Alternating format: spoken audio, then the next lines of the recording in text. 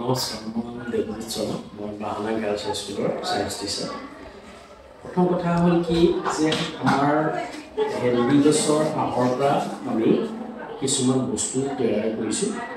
যিটো বস্তু মানে ছাত্ৰসকলে কি কৰিলে, তেওঁলোকে প্ৰথমতে এটা কথা চিন্তা কৰিলে যে ছাৰ মৰাপাটৰ বিকল্প হিচাপে আমি কি আঁহ মানে লৈ পেলাই আমি বস্তু তৈয়াৰ কৰিব পাৰিম।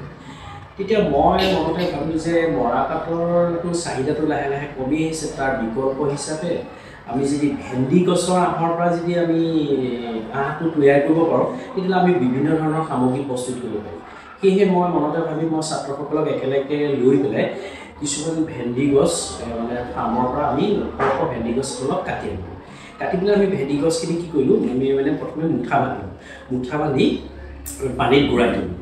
কিছুদিনৰ পাছত মানে প্ৰায় 10-15 দিনৰ পাছত আমি সেইখিনি উঠালোঁ। উঠোৱাৰ পাছত যেনেদৰে মৰাপাট মানে অঁতৰাই তেনেদৰে আমি সেইখিনি চাফা কৰি পেলাই তাৰ পৰা আঁহখিনি আমি উলিয়াই দিলোঁ। উলিয়াই পেলাই আমি সুন্দৰকৈ ধুই পেলালোঁ। ধোৱাৰ পাছত আমি কিছুদিন ৰ'দত দিলোঁ। ৰ'দত দিয়াৰ পাছত আমি সেইখিনি অলপ মানে ফণীৰে আঁচুৰি পেলাই মানে আঁহখিনি ধুনীয়া কৰি পেলালোঁ, চাফা কৰিলোঁ।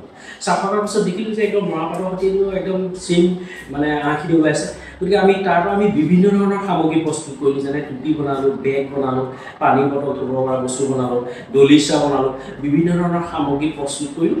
আৰু কৰি পেলাই আমি এইখিনি মাৰ্কেটিঙৰ কাৰণে আমি ষ্টুডেণ্টখিনি ক'লোঁ যে এইখিনি মাৰ্কেটিং কৰিলে এইখিনি যথেষ্ট আমি ইনকম কৰিব পাৰিম। আৰু সেইখিনি আমি এতিয়া বৰ্তমান আমি মাৰ্কেটিঙত মানে পঠিয়াইছোঁ। আমি যথেষ্ট আমি লাভৱানো হৈছোঁ। আৰু গোটসমূহক আমি মানে এই ষ্টুডেণ্টৰ সহায়ত এই গোটসমূহকো মিলাই দিয়া হৈছে, যাতে গোটসমূহে এই বস্তুখিনি মানে বিক্ৰী কৰিব পাৰে বা আৰু তেওঁলোকেও শিকি পেলাই এইখিনি তৈয়াৰ কৰিব পাৰে। গতিকে ই এটা বৰ উত্তম বস্তু, যিটো বস্তু মৰাপাটৰ এগেইনষ্টত মানে যে ভেন্দি গছৰ আঁহটো যে এটা মানে ভাল মানে আঁহ প্ৰস্তুত কৰিব পাৰে বা আঁহটো যে যথেষ্ট টান আৰু ই বহুত দিন নপচাকৈ মানে থাকিব পাৰে, তাকে আমি এটা প্ৰমাণ কৰি দেখুৱালোঁ।